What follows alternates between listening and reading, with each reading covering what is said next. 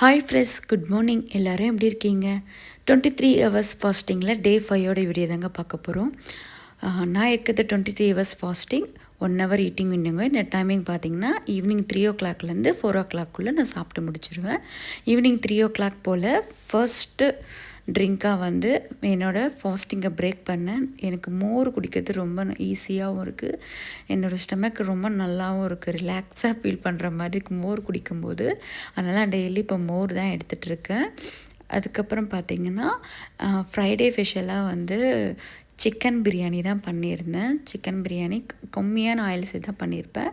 Chicken biryani, அப்புறம் carrot, அப்புறம் onion raita வச்சு சாப்பிட்ருந்தேன். அதுக்கப்புறம் பார்த்திங்கன்னா பட்டர்ஸ்காட்ச் ஐஸ்கிரீம்னால் எனக்கு ரொம்ப பிடிக்குங்க. ஆனால் 3 மாதம் ஐஸ்கிரீமே சாப்பிடாம இருந்துட்டேன் வயசில் சேலஞ்சில். நேற்று வாங்கிட்டு வந்திருந்தோம், கிட்ஸ் கேட்டாங்கன்னு. அதுலேருந்து கொஞ்சமாக நான் ஐஸ்கிரீம் எடுத்துக்கிட்டேன். அதுக்கப்புறம் நேற்றுக்கு டேயில் பார்த்திங்கன்னா கிட்டத்தட்ட 4.5 லிட்டர் கிட்ட தண்ணி தான் குடிச்சிருப்பேன். இப்போ டயர்ட்னஸ் எதுவும் இல்லைங்க. இப்போ என்னால் ஓரளவுக்கு மேனேஜ் பண்ணிக்க முடியுது. நான் அடாப்ட் ஆகிட்டேன்னே சொல்லலாம்.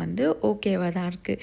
பட் அந்த 3 o'clock எப்போ வரும், எப்போ சாப்பிடுவோன்ற ஒரு எதிர்பார்ப்பு இருக்குது. பட் ஆனால் என்னால் ஃபுல்லாக சாப்பிட முடியலங்க. சாப்பிட்டாலும் கொஞ்சமாக தான் சாப்பிட முடியுது.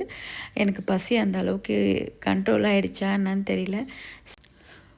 ரொம்ப ஃபுல்லாக எதுவுமே சாப்பிட்ட ஒரு ஃபீல் இருக்குது. அதனால் லிமிட்டாக தான் சாப்பிட்டுக்கிறேன். பட் ஓகே, நல்லாவே இருக்குது. சூப்பராக போயிட்டுருக்குங்க என்னோடய வெயிட் லாஸ் சேலஞ்ச்.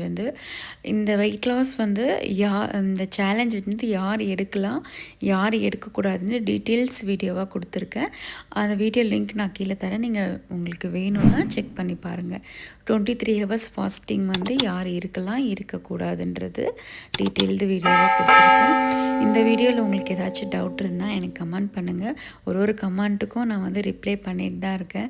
நீங்கள் கமெண்ட் பண்ணுறதும் லைக் பண்ணுறது தான் எனக்கு மோட்டிவேஷனாக இருக்குது ஃப்ரெண்ட்ஸ். இந்த வீடியோ பிடிச்சிருந்தால் லைக் பண்ணுங்கள், ஷேர் பண்ணுங்கள்.